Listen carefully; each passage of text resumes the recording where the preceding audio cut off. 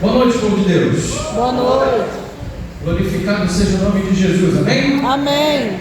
Conseguiu aí, né? Benção. Leva e violento.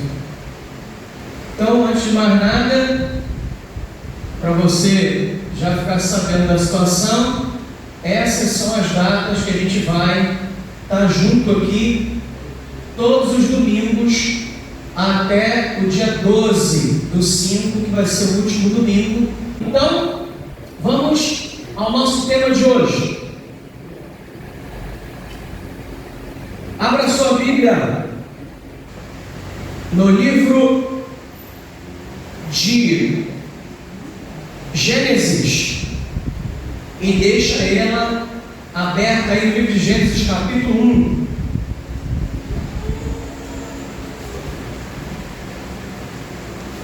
Gênesis, capítulo 1. É o primeiro livro da Bíblia, o primeiro capítulo, o primeiro versículo. Deixa aberto aí. Amém? Todos acharam? Amém.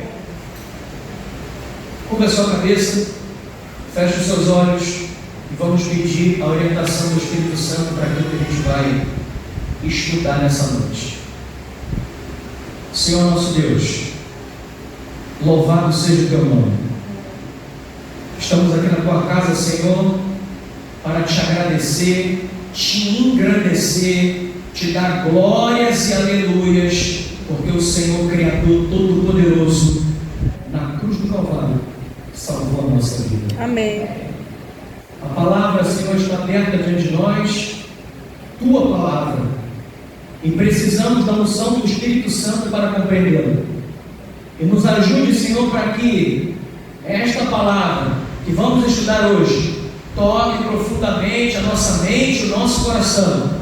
Nos faça, Senhor, compreender a tua palavra e, acima de tudo, aceitar as tuas verdades e viver junto com Cristo Jesus. Amém. Abençoa, Senhor, todos que entraram nesta igreja hoje. Abençoa cada família aqui representada. Que o teu nome seja exaltado nesse lugar a cada dia, a cada sábado, a cada quarta e a cada domingo. Fica conosco. Que o Senhor cresça e nós diminuamos, pedimos essas bênçãos e te agradecemos em nome de Jesus. Amém. Amém. Nós vamos tratar a nossa primeira temática, vai ser sobre a criação e o sábado. Então a gente vai entender como é que aconteceu esse processo criativo, quem foi que de fato fez isso, como é que isso aconteceu, qual foi a ordem cronológica de tudo isso, e também a gente vai entender algumas questões a respeito do sábado. A gente vai ver que Deus, ao finalizar a criação, ele descansa. E como Deus não se cansa, algum caroço tem que ser morto. Alguém que não se cansa, descansar, tem alguma coisa, alguma mensagem aí que Deus quer transmitir, que não é só descansar. Amém? Tem alguma coisa a mais. Então, nós vamos entender um pouco essa história. Moisés recebeu a informação de Deus e Deus passou para Moisés a história do mundo, da criação e de tudo que aconteceu, e Moisés foi escrevendo e escreveu isso em 5 livros chamado Pentateuco, que são os 5 primeiros livros da Bíblia: Gênesis, Êxodo, Levítico, Número e Deuteronômio. E Moisés escreveu isso. E ao escrever, a gente precisa, ao estudar a criação, você vai entender, irmão, mas por que a gente vai estudar a criação e está falando de texto bíblico, está falando de Bíblia? Você vai entender já por que eu estou falando de Bíblia antes de falar da criação e antes de falar do sábado. Amém? Você vai entender já. Mas acompanha esse texto comigo aqui na tela. Olha. A Bíblia, em Timóteo capítulo 3, versículo 16, diz assim: toda a escritura é o quê? Por quê? E útil para quê? Para que mais? O que mais? E o que mais? Então, primeira coisa que a gente precisa entender: a Bíblia toda é inspirada por quem? Amém? homens santos escreveram, mas quem inspirou foi o próprio. Amém, irmãos? Segunda coisa que a gente precisa entender: essa Bíblia, essa palavra, ela tem duração, ela tem durabilidade, tem um tempo de validade, podemos dizer assim? A própria Bíblia diz que não, seca-se a erva e cai a sua flor, mas a palavra do nosso Deus permanece até quando? Então não tem prazo de validade, sempre existiu e sempre vai existir. Ela é eterna, assim como Deus é, porque a Bíblia vai dizer que o próprio Deus é a palavra. O verbo estava com Deus, o verbo é palavra. No princípio era a palavra estava com Deus, a palavra era Deus. Então o próprio Cristo é a palavra. E tem uma parte da Bíblia importante que Deus não permitiu que homem nenhum escrevesse. Ele mesmo foi lá e escreveu. Que parte é essa? Os 10 mandamentos. Êxodo 31:18 diz: deu a Moisés, quando acabou de falar com ele no Monte Sinai, as 2 tábuas do testemunho, tábuas de pedra, escrita por quem? Pelo dedo de Deus. Ele continua e repete de novo isso em Deuteronômio capítulo 10, verso 4, diz: então escreveu o Senhor nas tábuas segundo a primeira escritura. Escreveu o quê? Que é para não ter dúvida que as pedras que Deus escreveu continham o que lá? Os 10 mandamentos. Então Deus não fala 2 tábuas do testemunho, escritas pelo dedo de Deus, mas ele sabe que essas 2 tábuas eram os 10 mandamentos. Em Deuteronômio, Moisés já vai dizer que era os 10 que ele vos falara no dia da congregação, no meio do monte, o Senhor deu para mim, disse Moisés. Então Moisés subiu ao monte, Deus pegou 2 pedras, escreveu os 10 mandamentos, como nós temos hoje em Êxodo capítulo 20, e ali ele entregou para Moisés, já escrita pelo próprio dedo dele. Ou seja, os 10 mandamentos é algo importante, sim ou não? Porque se não fosse, o próprio Deus não iria colocar a mão para escrever. Amém, irmãos? E aí eu queria analisar com você algumas coisas que estão fora da Bíblia, mas que ajudam a confirmar a veracidade da Bíblia. E eu vou falar para você 3 coisas, rapidamente, para a gente entrar na criação. Isaías capítulo 13, versículo 19 e 20, diz assim: Babilônia, a joia dos reinos, glória e orgulho dos caldeus, será como Sodoma e Gomorra quando Deus as transtornou. Nunca, jamais será o quê? Habitada. Ninguém morará nela. De geração em geração, o arábio não armará ali a sua tenda, nem tampouco os pastores farão ali deitar os seus rebanhos. Queridos, essa é uma profecia de Isaías que diz que Babilônia, aquela de Nabucodonosor, do ano 605 a.C., invadiu Jerusalém, derrubou o templo e levou cativo aqueles jovens que a gente está cansado de falar sobre eles: Ananias, Misael e Azarias, ou Sadraque, Mesaque e Abednego, mas Daniel também nessa história. E aí Isaías está dizendo: essa cidade vai ser destruída e ninguém mais vai reconstruir e nem vai morar mais nela. Não foi o que a gente deu? Sim ou não? Sim. Sim ou não? Sim. Então não vai. Se eu quiser provar que a Bíblia não é toda verdade, é só ir lá e reconstruir o quê? Babilônia. Porque se ninguém vai se reconstruir e ninguém vai morar mais lá, se alguém reconstruir e botar alguém para morar lá, a profecia vai ser uma profecia o quê? Falsa. Mentirosa. E lá nos anos de 1940, se eu não estou enganado, 39, 40, alguma coisa assim, arqueólogos não cristãos, que não tem nada a ver com Bíblia, não tem nada a ver com igreja, descobriram um sítio arqueológico, uma montanha coberta de areia, no deserto da Turquia, hoje o Iraque. Lá no Iraque eles descobriram uma montanha cheia de terra, cheia de areia, coberta de areia. Escavaram aquela montanha e descobriram que aquilo lá, um dia, foi a cidade de Babilônia. E essa cidade foi escavada, coisas foram retiradas de lá, confirmadas pela arqueologia, pela história, pela ciência, de que aquilo que eles acharam era a antiga cidade de Babilônia, da época de Nabucodonosor. E esse sítio está lá até hoje, e pode ser visitado e tudo. Eu pergunto para você, rapidamente, com a tecnologia que temos hoje, com a grana que algumas pessoas têm hoje, seria possível, em um ano, reconstruir Babilônia de novo, igual era na época de Nabucodonosor? Você acha que é possível isso? Sim ou não? Sim. Então é possível que hoje a gente tenha um país chamado Emirados Árabes Unidos. Já ouviu falar nisso? Já ouviu falar? Já ouviu que a Copa do Mundo vai ser aonde? Hã? Aonde? Vai ser no Catar, em Dubai. Já foi, não é isso? A Copa do Mundo foi lá, a Olimpíada, se eu não me engano, foi lá também, a última, ou vai ser? A próxima agora é na França. A última que passou também foi lá. Eles construíram no meio do deserto um país, irmão. Construíram no meio do nada um país. Imagina se não conseguem construir uma cidade. Saddam Hussein, alguém já ouviu falar nele? Lembra de Saddam Hussein? Isso. Sabe o que ele disse? Que ia reconstruir Babilônia. Onde está Saddam Hussein agora? Hã?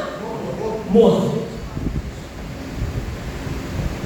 Eu pergunto, você acha que alguém vai reconstruir Babilônia? Hã?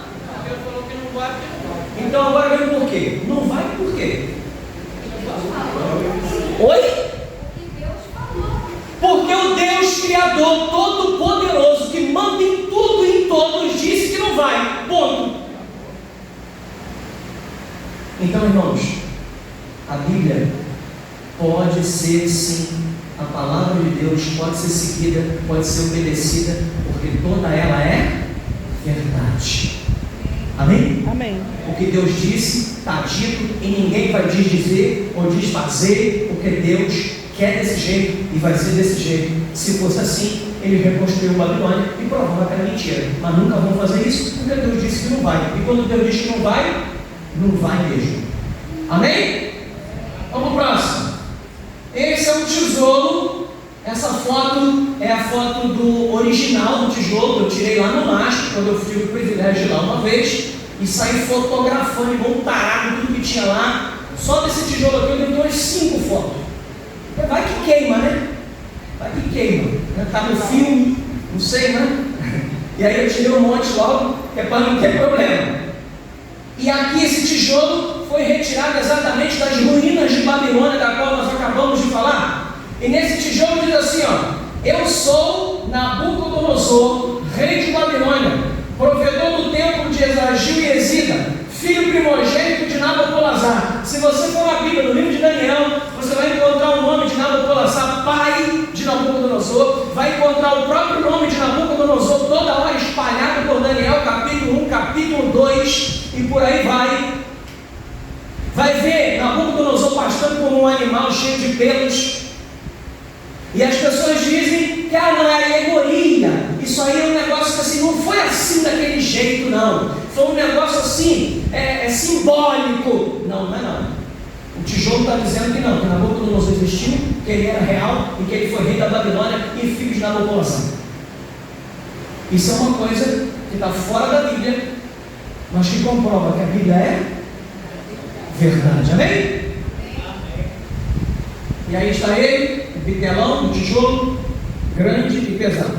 O último, encontrado no Egito e levado para o Museu de Leiden, na Holanda. Lá, o escritor antigo lamenta o estado do Egito e diz numa carta endereçada a Faraó: olha a carta que que o escritor mandou para o faraó. Olha o que ele diz, lamentando um monte de situação. Acompanha comigo. Os estrangeiros hebreus vieram para o Egito.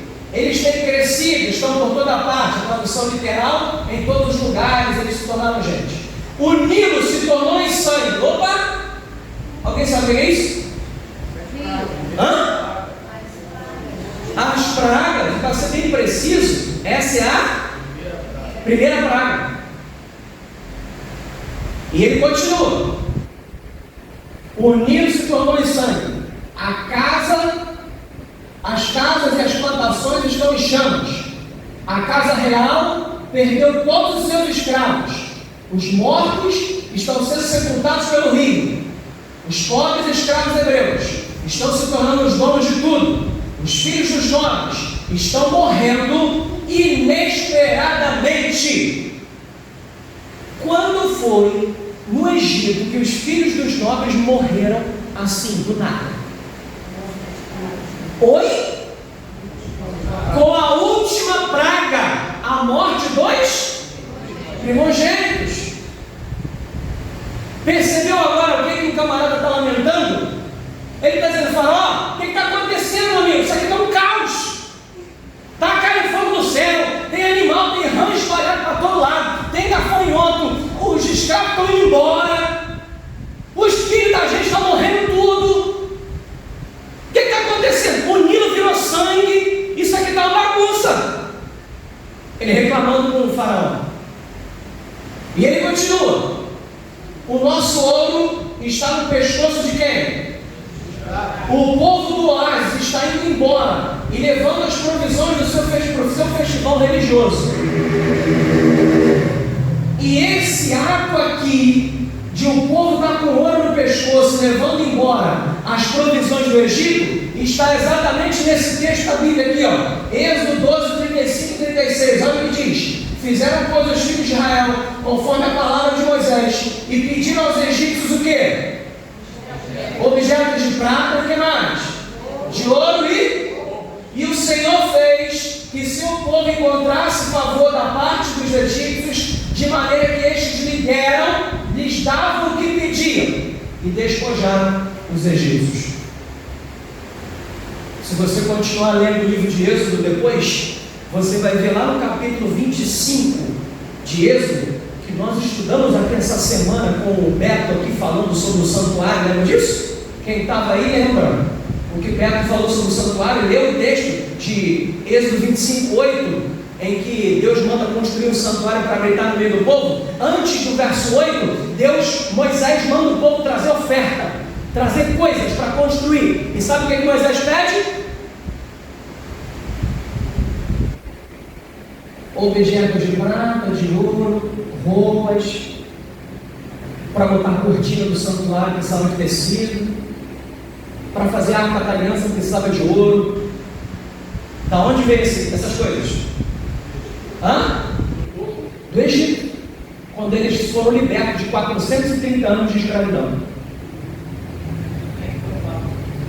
Percebeu que alguém encontrou um papiro que fala da época das pragas lá no Egito, e esse camarada não tem nada a ver com crente, com igreja, com Bíblia, nada.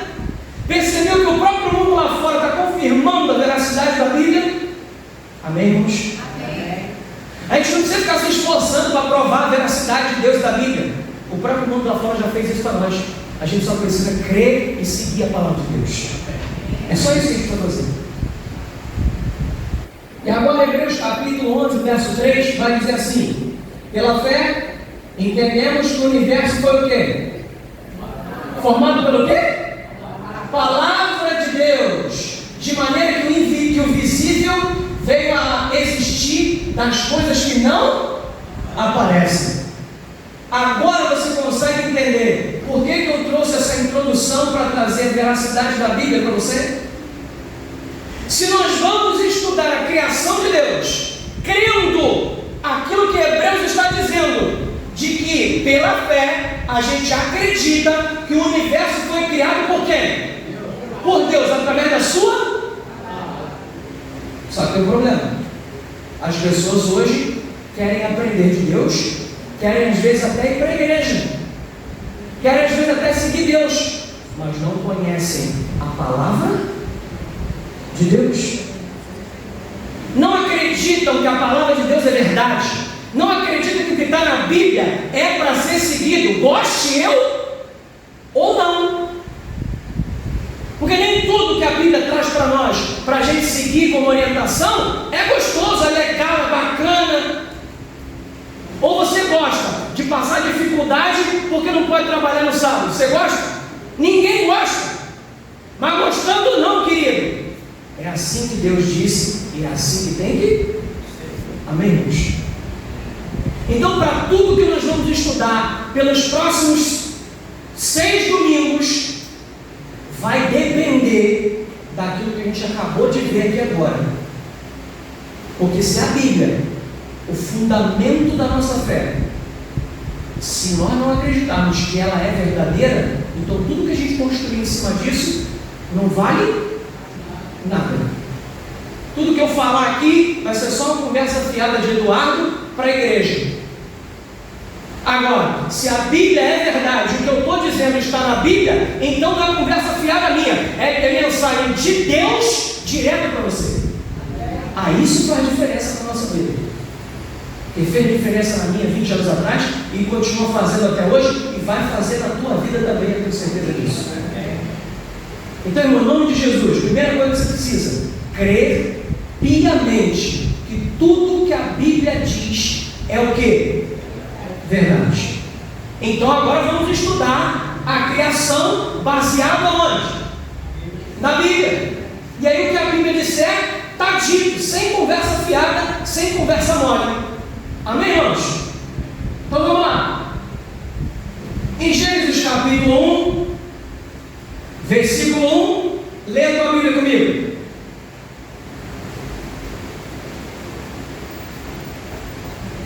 No princípio, criou quem? Criou o quê? Verso 2. A terra, porém, estava como? Havia trevas sobre a face do abismo, e o Espírito de Deus pairava por sobre as águas. E disse Deus o quê? E houve? E viu Deus que a luz era o quê? E fez o quê? Entre luz e chamou Deus a luz dia e as trevas noite. E houve tarde e manhã do primeiro. A Bíblia começa a nos dar as informações que Deus julgou serem necessárias para que a gente entenda que nós não viemos do acaso, do macaco, da ameba, de nenhuma outra coisa que senão das mãos de quem? De Deus. Nenhuma árvore dessa. Eu tinha uma amebazinha lá, essa ameba de repente, do nada, foi se transformando e virou uma árvore. Não foi. Foi Deus que colocou ela lá. Amém? Amém. Foi Deus que plantou, foi Deus que estabeleceu, foi Deus que ajeitou, foi Deus que colocou daquele jeito, foi Deus que estabeleceu que ia ser daquele jeito, que as folhas iam ter aquele formato, foi Deus que fez assim. No princípio criou Deus os céus e a terra era sem forma vazia, e havia trevas sobre a face do abismo, e o Espírito de Deus parava sobre a face das águas. E disse Deus, haja luz, e houve luz, e disse Deus que a luz era boa. E ele então separa a luz e as trevas, e chama a luz de dia e as trevas de noite. E aí termina o primeiro dia com tarde e manhã.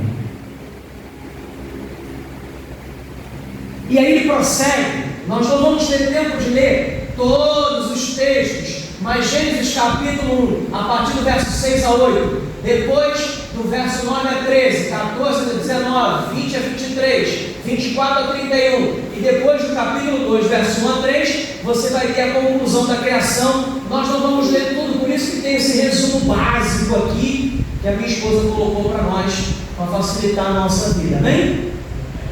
E aqui está, no primeiro dia, Deus faz a luz, cria a luz e separa a luz das trevas.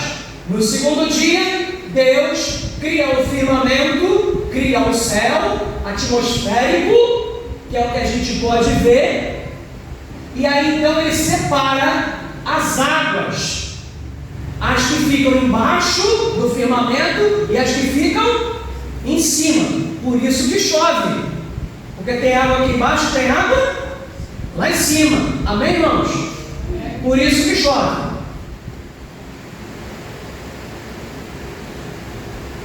E ele prossegue no terceiro dia. Então ele coloca as plantas no lugar, faz ali a separação da terra, coloca a terra seca, porque no princípio Deus dos céus e a terra, essa palavra hebraica usada céus e a terra, quando Deus cria, ela dá a ideia de universo.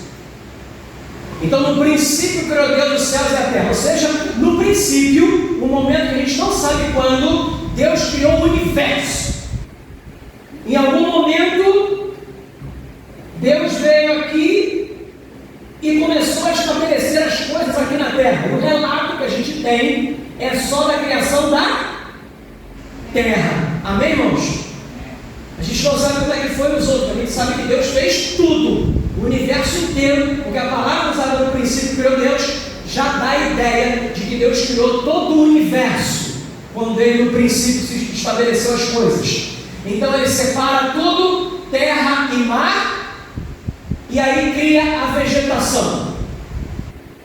Agora uma coisa interessante, a partir do quarto dia, Deus começa a criar coisas para preencher as coisas que ele criou antes. Perceba, no primeiro dia Deus faz o quê? A luz, e separa luz e trevas. Certo? Aí lá no quarto dia, ele vai preencher isso com o quê? Com os luzeiros. Ele cria o sol, a lua e as para colocar neste lugar aonde ele estabeleceu a luz, aonde ele botou separação, aonde ele criou o firmamento. E nesse firmamento que ele criou, agora ele preenche esse firmamento do céu com o sol, lua e estrelas. Percebeu a maravilha da criação? Percebeu que é algo pensado e organizado? Percebeu que segue uma ordem? Ele cria algumas coisas para dar base, e agora ele vem e preenche essas coisas que ele criou, criando outras coisas que vão completar isso. Quer ver uma outra? No quinto dia, Deus cria os animais do mar, os animais aquáticos, ok? E povoa os mares e as aves. Não foi no momento que ele separou a água de baixo e a água de cima? Sim ou não? Sim. Não teve um momento que ele criou e separou e criou o mar e colocou o mar e a terra seca separado? Quando ele criou o mar, agora ele vai preencher esse mar que ele criou com os seres vivos. Amém, irmãos? Está dando para entender, sim ou não? Sim ou não? Eu tenho que entender isso aqui, irmão, porque depois vai responder um negócio lá, e aí você tem que ter, tá? Esses textos aqui, ó, tá tudo lá no que você vai usar para responder, viu? Tá tudo no esquema, mas eu vou te passar e vai ver como é que vai ser isso. No quinto dia ele faz isso. No sexto, Adão e Eva. exatamente, ele cria os animais da terra, porque ele separa as águas da porção seca. Ele cria a terra, a porção seca, e agora ele precisa povoar essa porção seca que ele criou antes. Está entendendo isso? E aí ele povoa como? Com os animais terrestres e também com o ser humano. Eu e você. Nesse caso aqui, Adão e Eva, mas consecutivamente nós, seres humanos. Amém, irmãos? Então, no primeiro dia, a luz. No segundo, o céu, o firmamento. Quando a Bíblia fala firmamento, está falando céu, ok? Depois, ele cria o mar, porque na verdade ele separa a água embaixo e a água em cima. Ele separa.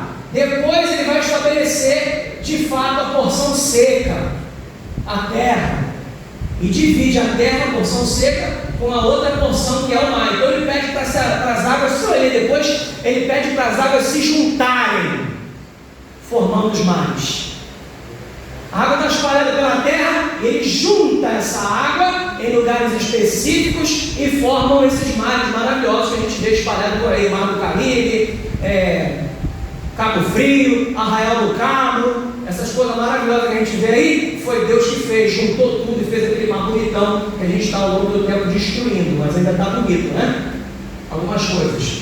Depois ele vem e cria o sol, a lua e as estrelas. Depois ele vem povoando as coisas. E aí começa a povoar esse mar que ele criou, esse céu que ele estabeleceu cheio de aves. Depois, no sexto dia, ele vem e coloca os animais e o ser humano. E Deus, quando criou, cada vez que Deus terminava de criar, ele dizia que era bom. Tem até um negocinho que eu separei para você aqui, que a minha mente de 41 anos não está mais lembrando de tudo. Júlio, é difícil, meu filho. Pegou tudo. Só não estou pior ainda porque eu não estou mais velho. Isso vai estar pior que tudo. Tá feio aqui. Estão perdidos na noite. Olha o que diz aqui interessante, para você ter uma ideia. Cada dia da criação inclui um anúncio, uma ordem específica, uma separação, um relatório, uma atribuição de nome, uma variação e uma estrutura cronológica. Se você analisar comigo, você vai ver que é assim: e disse Deus, anunciando, haja isso. É uma ordem, sim ou não? Sim ou não? Sim, é uma ordem. E ele cria, depois que cria, então tal coisa foi criada. Faz o relatório. Certo? Foi criado assim, assim. Depois ele avalia. Isso era bom. E depois ele diz assim: foi tarde de manhã. Avaliou e deu uma ordem cronológica para as coisas. Percebeu? O único dia que Deus não fala é bom ou muito bom é o segundo dia. É o único dia que Deus não diz que foi bom ou não foi bom. Porque Ele não faz uma avaliação qualitativa. O restante, todos eles têm era bom ou era muito bom. E é interessante que o muito bom ele só fala quando cria o.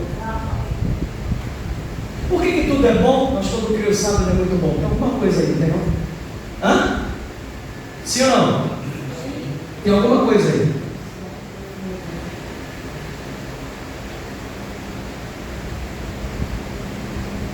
E dentro dessa beleza toda, dessa maravilha toda, tudo harmonizado, tudo bonito, tudo ajeitado, aí Deus vem para o capítulo 2 de Gênesis. Abre a tua Bíblia aí. Capítulo 2 de Gênesis. E eu esqueci de mudar um treco ali. Isso sou eu mesmo. Não tem jeito não. Se deixar por minha conta, irmão, desanda tudo. Se não é que é meu amigo. Não, já é. Não tem jeito. Tanto que ela fala assim: amor, você me lembra de tal coisa? E há quase 20 anos que a minha resposta é sempre a mesma. Qual é, amor? É isso. Deixa comigo, eu te ajudo a esquecer. Se tu não vai lembrar, né? Manda essa, viu? E aí tu fica isento de responsabilidade, né? Vou te ajudar a esquecer, juntos nós esqueceremos, ok? Então vamos lá. Amém? Vê aí o verso 1. Capítulo 2, verso 1. Assim, pois, foram acabados o quê? Céus e a terra e todo o céu. E havendo Deus terminado no dia 7º a sua obra que fizera, fez o quê? Descansou nesse dia de toda a sua obra que tinha feito. E fez mais o quê? Abençoou e o santificou. Por quê? Porque nele descansou de toda a obra que como Criador fizera. Toda a obra que ele tinha feito. Olha que interessante. Ele abençoou o dia 7º. Amém? E fez mais o quê? Santificou. Olha que interessante. Você sabe o que significa a palavra santo ou verbo santificar? É o contrário. Separar. Certo? Então, a palavra santo significa separado.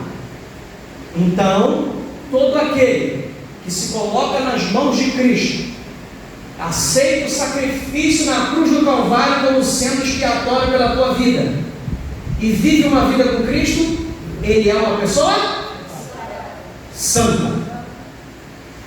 Amém, irmãos? Amém, irmãos?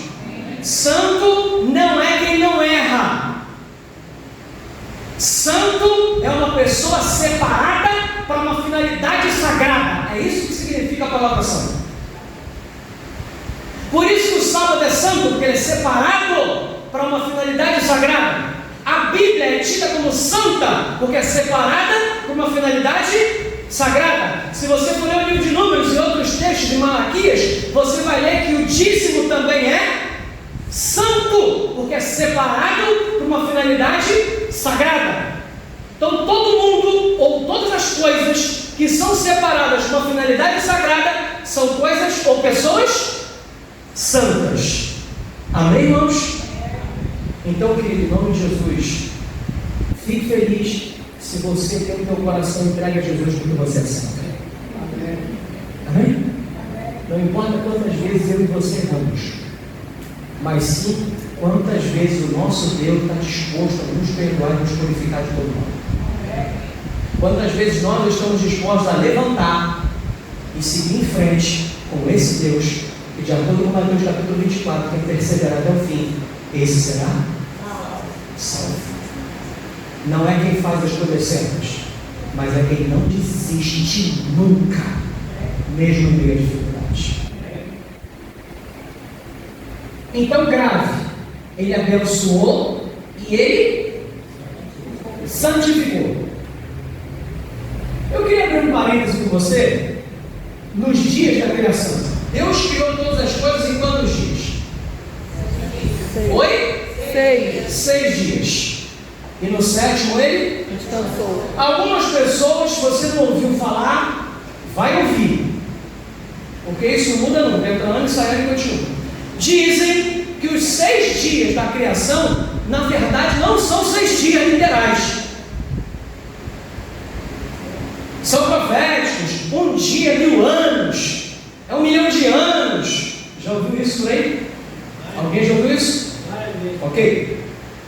Só que, quando Deus termina de criar o dia, aquele dia, nós lemos que ele diz, foi tarde, manhã o primeiro, tarde, manhã o segundo. Essa expressão no hebraico, tarde de manhã o primeiro dia, tarde de manhã seguida de um numeral, significa, na tradução, um dia literal de 24 horas.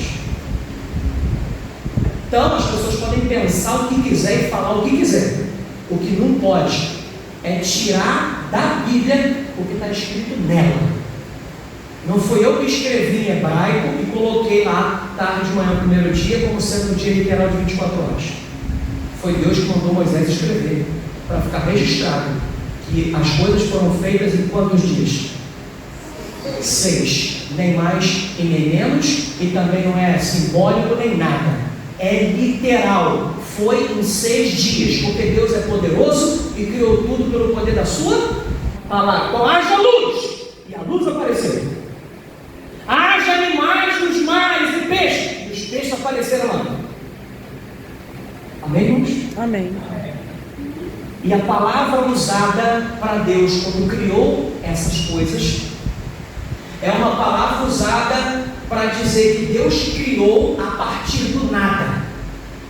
Ou seja, ele não precisou de matéria-prima, ele não precisou de uma terrinha, ele não precisou de um pedacinho de estrela, nada, nenhum elemento químico. Tudo saiu da boca dele, a sua palavra, e as coisas passaram a existir. A única coisa que o verbo muda na hora de criar ou formar é quando faz o ser humano. Aí muda. O formou o homem do pó da terra não dá a ideia de que não tinha matéria-prima. Pelo contrário, porque o ser humano não saiu do nada. Ele veio, segundo a Bíblia, de uma junção de pó da terra mais fôlego de vida. E aí então ele passou a ser alma vivente. Amém, irmãos? Então a palavra, o verbo só muda quando vai criar o ser humano, porque aí ele não vem do nada, ele vem da terra, porque tu és pó, e ao pó.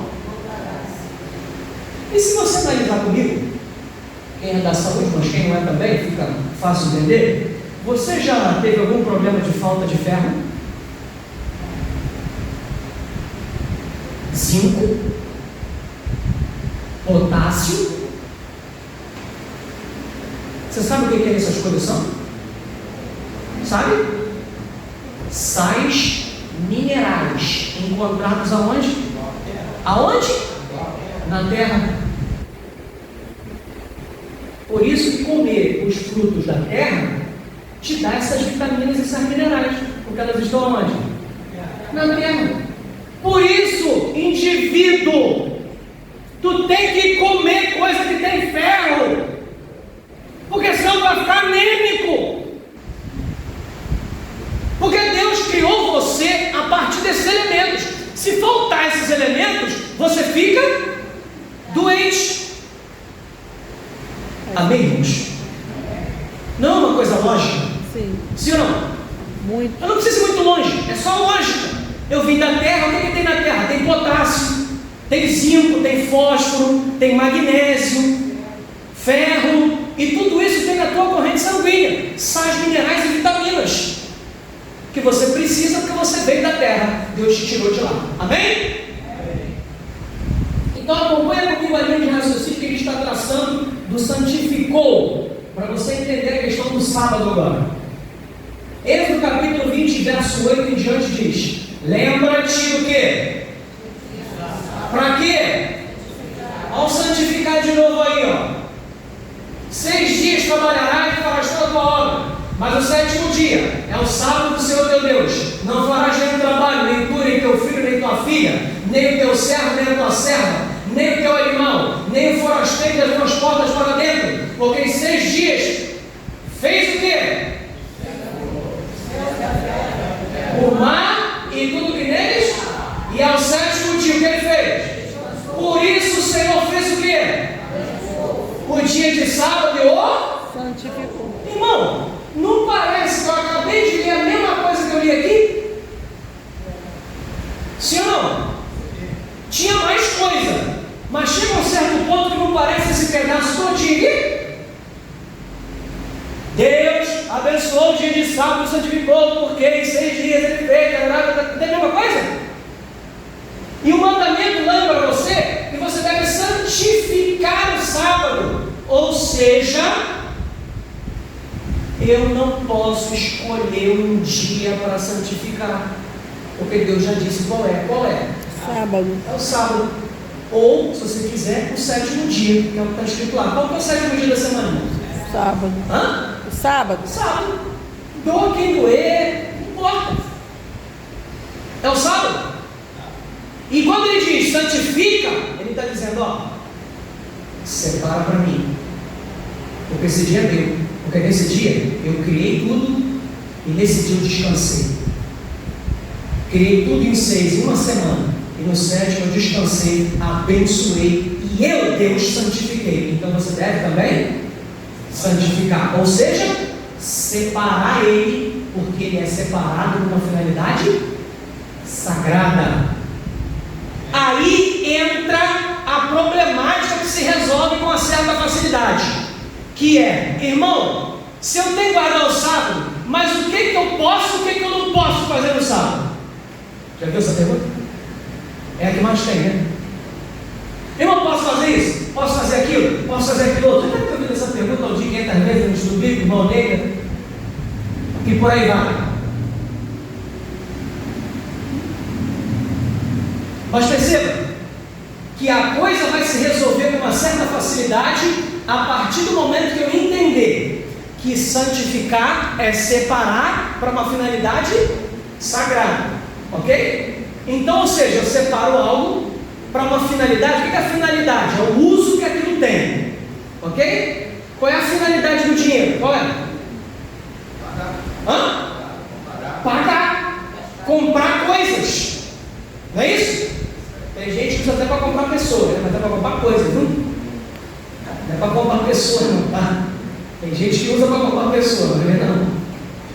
Então o dinheiro serve para pagar. Essa é a finalidade do dinheiro, amém, irmãos? Então uma finalidade sagrada significa um fim, um objetivo que seja santo, que seja sagrado, que seja alguma coisa voltada para Deus. Está entendendo até aí, sim ou não? Sim ou não? Está dando para entender aí? Casal, tá legal? Tá tranquilo? Se tiver alguma dúvida lá fora, me pergunta que a gente, tá? Então, está entendido até aqui? Então nós vamos entender melhor agora. O que eu posso e o que eu não posso fazer no sábado? Vamos entender como é que funciona isso. E vai gravando, hein? Anota aí o seu gravamento, porque lá no textinho lá tem para responder e tem esses textos aí para você depois usar para responder lá o questionário. Vamos lá. Ezequiel 20, 19 e 20. Eu sou quem? O Senhor vosso Deus. Está pequeno, né? Deu ruim, né? A luz de óculos está ali fazendo assim, ó. Imagina que a gente enxerga que nem eu, que já tenho. Entendeu, Juliano? Ó. Entendeu, Juliano? Ó. Já vem lá, vem cá para enxergar, entendeu? Eu sou quem? O Senhor vosso? Andai nos meus estatutos e guardai os meus juízos e praticai-os. Santificai. Você já viu essa palavra aí? De novo, hein? Olha lá. Santificai os meus, pois servirão de quê? Entre mim e vós, para que saibais que eu sou o vosso. Então, primeira coisa, o sábado é um sinal. Ele indica. Quem guarda o sábado recebe um sinal de que é povo de Deus. Quem foi que falou isso? Quem falou isso? A Bíblia, não sei o que eu estou falando, a Bíblia está dizendo. Olha lá. Servirão de sinal entre mim e vós, para quê?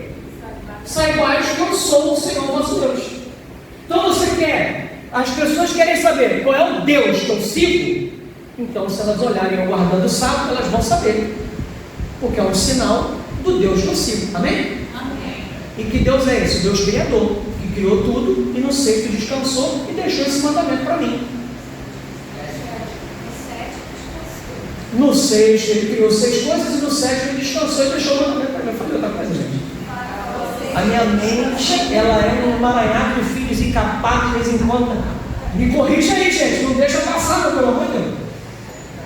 A minha mente nunca foi boa. Aí tu passa dos 40, vai ficando um pouquinho pior a cada dia, sabe o que é? Isaías capítulo 58 vai dar para a gente uma norma básica para a gente saber o que eu posso e o que eu não posso fazer no sábado, tá? Isaías 58:3. Se desviares o pé de fazer o quê? E de cuidar de quê? Ó, vai gravando aí, vai pegando a manha do negócio. Fica ligado, ó. Como dizia o mineiro, fica ativo. Ó, teus próprios interesses no meu santo dia. Esse dia é nosso? É de quem? É de Deus. Ele continua.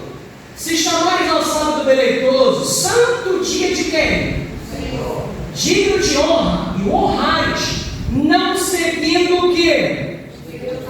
Os teus caminhos, não pretendendo fazer a tua, nem falando palavras vãs. Então te deleitarás no Senhor, eu te farei cavalgar sobre os altos da terra e te sustentarei com a herança de Jacó teu pai, porque a boca do Senhor o disse. Então veja, o que eu posso e o que eu não posso fazer no sábado? Eu não posso cuidar de nada que seja do meu interesse. Pronto. Ajuda a resolver ou não ajuda? Ajuda ou não ajuda? Beleza, vamos lá. Ir à faculdade é interesse de quem? Hã? Meu. Devo ir no sábado? Hã? Ir à escola, interesse de quem? Meu. Devo ir? Não. Está dando para entender sim ou não? Sim ou não? Agora, eu preciso comprar 1 quilo de arroz. Devo ir no sábado fazer isso? É interesse de quem? Meu. Então não faço. Deu para entender sim ou não? Sim ou não? Esse é o primeiro princípio. O princípio básico é esse: cuidar, não cuidar dos próprios e fazer a própria. Mas quando o interesse é de Deus, eu posso fazer. Sim ou não? Eu posso visitar alguém no sábado? Posso dar estudo bíblico? Eu posso ir a um monte com a minha família e ficar lá, fazer um piquenique, sentar lá e contemplar a natureza e fazer orações ao Senhor com a minha família no sábado? Posso.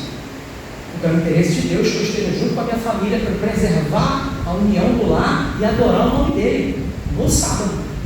Pode comprar o arroz se for para ajudar alguém. Pronto. Certo? Pode ser um doutor? Oi? Pode ser um doutor? Pode. Porque se você for um médico, por exemplo, e atender alguém no sábado para salvar a vida dele, é interesse de quem? Seu? Não. Chegou o rapaz aqui, um tempo atrás, pediu para comprar remédio. Só depois de algum tempo, você vai comigo lá, comprar naquela farmácia ali e me dar o remédio. Pronto. Pode? O irmão pode ir lá, acompanhado de uma pessoa na farmácia, comprar um remédio para alguém? No sábado? Pode? Sim ou não? Claro que pode. É interesse ter um remédio para você? Se fosse, já podia.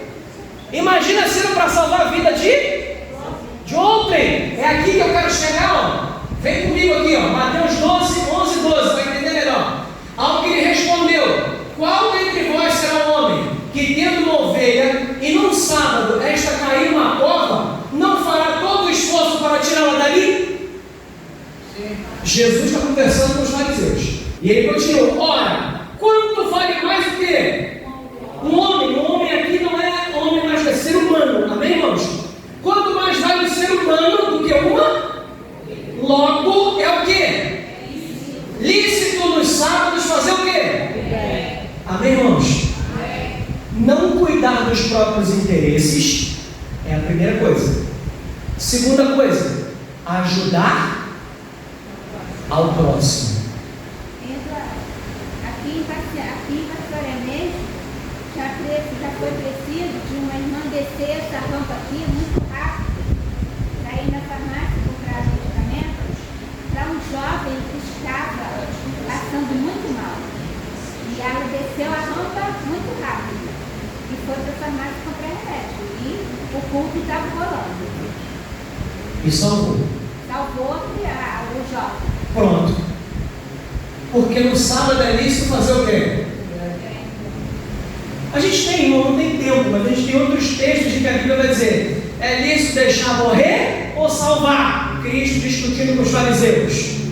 Porque os fariseus botaram um homem de uma mão ressequida para perto de Cristo e queria ver se Cristo ia curar ele no sábado ou não, e perguntou: e aí, é lícito curar esse camarada aqui no sábado? Aí Jesus começou a dar resposta para eles, e parte da resposta é essa daqui. Ele falou assim para os fariseus: vem cá, se uma ovelha tua cair no buraco, tu vai deixar ela lá porque é sábado? Ou tu vai tirar de lá? Vai tirar. Se tu vai tirar uma ovelha, quanto mais um ser humano, meu amigo. E aí Cristo vai lá e cura esse homem no sábado. Errou Cristo? Não. Mas eles acharam que errou. Imagina, eu sou um bombeiro hidráulico, um encanador, e na tua casa estoura um cano do nada, meu irmão. Está alagando tudo, tua cozinha, está destruindo os móveis, uma confusão dos infernos. Tu me liga, irmão, no sábado.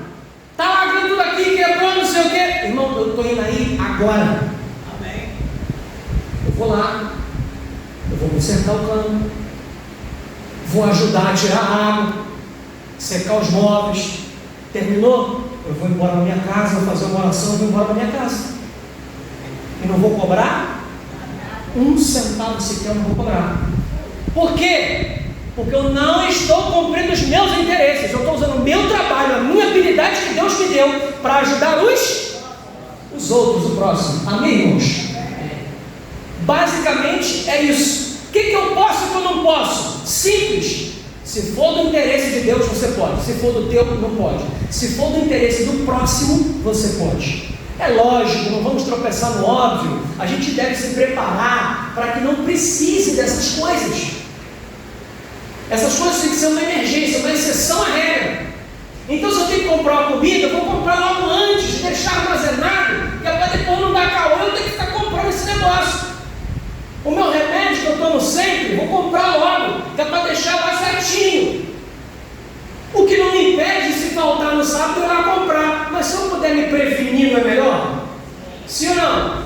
Claro que é, porque você vai passar um sábado mais tranquilo. Imagina, você sai do culto correndo desesperado para ir numa farmácia porque alguém está morrendo aqui na igreja. Olha que desespero. Olha como é que foi o sábado dessa irmã, salvou a vida, mas foi uma loucura, não foi não? Foi, porque foi uma emergência. Agora, se eu puder evitar essas coisas, eu faço com antecedência para não ter problema. Amém, irmãos?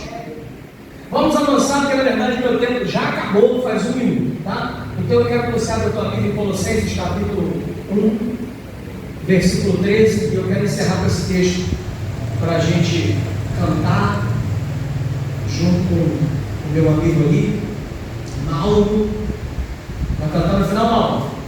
Glória, louvado seja Deus pela tua vida, meu amigo. E aí a gente vai encerrar em nome de Jesus até domingo que vem. E a cada dia que a gente vai fazendo isso, a cada domingo vai ficando cada vez melhor, né, irmãos? Amém. Vai ficando melhor, vai ficando mais dinâmico, vai ficando mais curto, vai melhorando tudo. Hoje é o primeiro. Então vamos em frente. Colossenses capítulo 13. Capítulo 1, foi o que eu disse? Sempre dia eu comprei só 5 para não falei, né? Tu ri, né? Ai, meu pai, só Deus me ajuda, meu Deus. E depois que eu descobri, depois de velho, que eu a vida inteira tive TDAH, aí a coisa só piorou. Transtorno de déficit de atenção com hiperatividade. Mas o grande barato de Deus é que disseram que um monte de coisa que eu já fiz eu não ia poder fazer por causa do meu problema.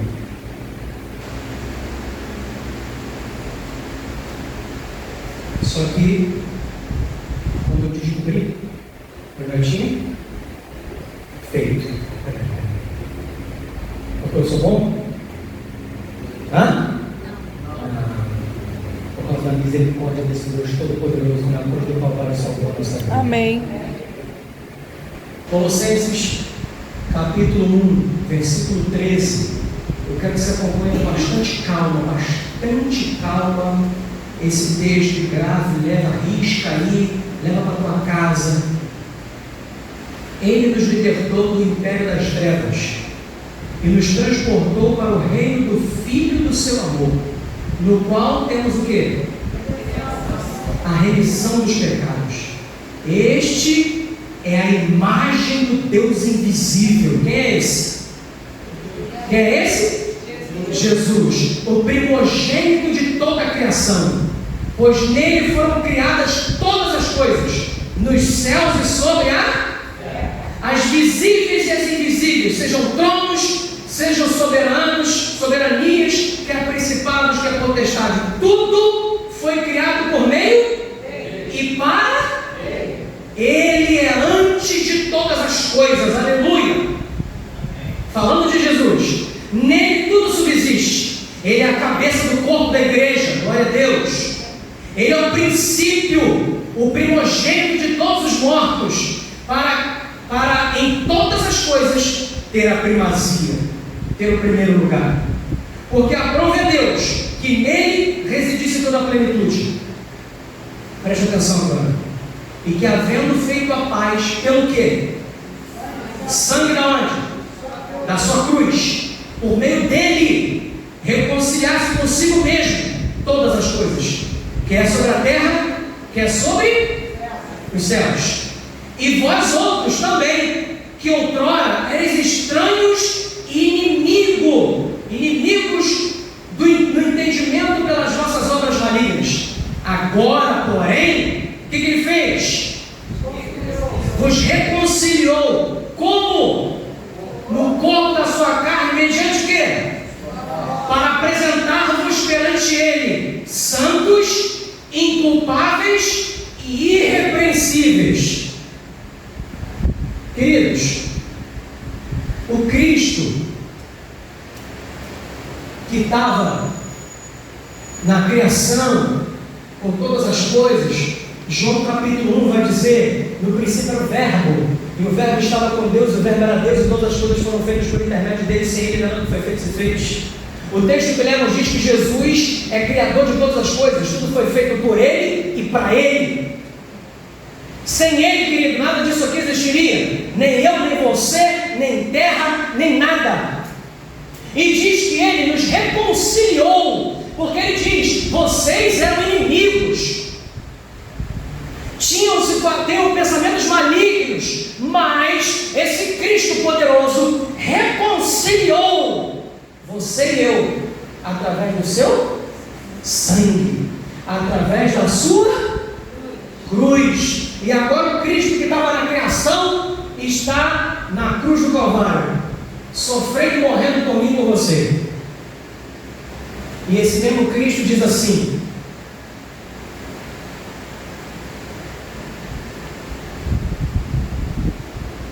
verso 23,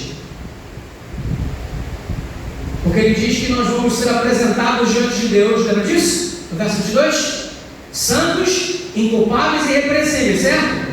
E ele continua: se é que permaneceis na fé, alicerçados e firmes, não vos deixando o quê? Afastar de quê? Esperança de quê?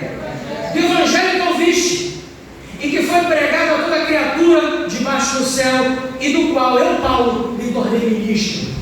Então, queridos, Cristo, na cruz do Calvário, ali, representado por essa cruz aqui, reconciliou eu e você, que éramos malignos, que éramos maus, diz o texto. Quando aceitamos o sacrifício de Cristo, ele reconcilia a gente com Deus, e ele leva o nosso nome para Deus como gente santa, separado, inculpável e irrepreensível. Porém, verso 23, vocês precisam permanecer alicerçados e firmes na fé, na pregação de quê? Do Evangelho que vocês ouviram. Queridos, como que eu fico alicerçado na fé do Evangelho? Como? comunhão, estudo diário, O que é o oração, alicerce? joelho no chão, intimidade. O que é o alicerce? É aquilo que dá base para uma construção, sim ou não? Sim. E se o alicerce for fraco, a construção tende a cair. Se o alicerce for forte, fica ali e só se alguém for lá e derrubar, porque senão vai ficar para lá. Sim ou não? Já viu coisas que não tem mais a casa, não tem mais nada, mas o alicerce está lá? Já viu? Então, queridos, o alicerce que a gente tem é a palavra de Deus. É pelo poder da palavra de Deus que Deus fundou lá no início os alicerces da fé. Se você tirar a criação do mundo das mãos de Deus, tudo que vem depois disso relacionado a Deus e ao Evangelho cai e não serve para nada. Por isso que não é bem. Deus deixou claro algumas coisas que Ele criou e estabeleceu. E uma delas é o sábado, o 7º dia do Senhor. Alicerçados na palavra, tu quer de fato ser reconciliado com Deus através de Cristo? Tu quer receber essa reconciliação? Então, queridos, eu te convido em nome de Jesus a ficar firme e alicerçado nesta palavra que estudamos hoje. A palavra de Deus. E não desanimar, e não desistir. O texto diz: tem que ficar firme e tem que ficar alicerçado e não pode desistir. Enquanto a gente estiver firme na palavra, nós somos reconciliados com Deus, santos, inculpáveis e irrepreensíveis. E se você, em nome de Jesus, quer ser reconciliado com Cristo, eu te chamo, te convido a aceitar a palavra de Deus como regra de fé da tua vida, entregar a tua vida a Cristo Jesus, fazer um pacto com Deus para que Ele renove a tua fé com Deus e te reconcilie. Mauro vai cantar. Enquanto ele canta, medita, pensa, raciocina no que você acabou de estudar aqui e toma uma decisão definitiva ao lado de Jesus. Que decisão é essa? Senhor, eu quero estar fundamentado no alicerce da palavra de Deus. Eu quero entregar minha vida nas mãos de Deus para que o Senhor me reconcilie com Deus. Tu quer se reconciliar com Deus? Então aceite a palavra de Deus. E quando ele cantar, tu fica em pé. E no final eu vou orar por você, apresentando a Deus a tua e a minha decisão de se reconciliar com Cristo essa noite. Amém? Amém. Vamos ouvir o louvor e tomar a nossa decisão. Amém? Louvado seja o nome do Senhor, porque Ele é tudo na nossa vida. E glória a Deus pela nossa decisão dessa noite de nos reconciliarmos com Deus através do sangue de Cristo. E que essa decisão ecoe para a eternidade. E que domingo que vem estejamos juntos novamente para mais um tempo, mais um estudo e mais uma porção da palavra de Deus. Amém. Quando a sua cabeça, feche os seus olhos e vamos orar. Senhor nosso Deus, muito obrigado, Pai, pelo estudo dessa noite. Obrigado pela tua presença. Obrigado, Senhor, pelo poder do Espírito Santo derramado nesse lugar. Obrigado, Senhor, pela tua ação em nossa vida, no nosso coração, nos levando a decidir ao lado de Cristo. Obrigado pela reconciliação contigo através dos méritos de Cristo Jesus na cruz do Calvário.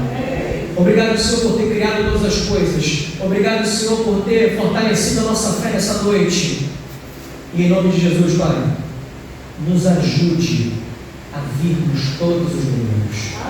Não vai ser fácil para nenhum de nós.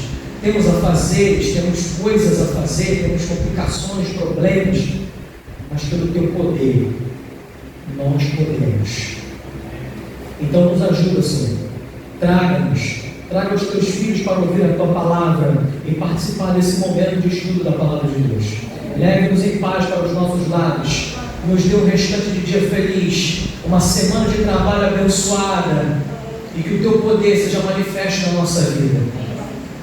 Essas bênçãos nós pedimos e te agradecemos em nome de Jesus. Amém. Louvado seja o nome do Senhor.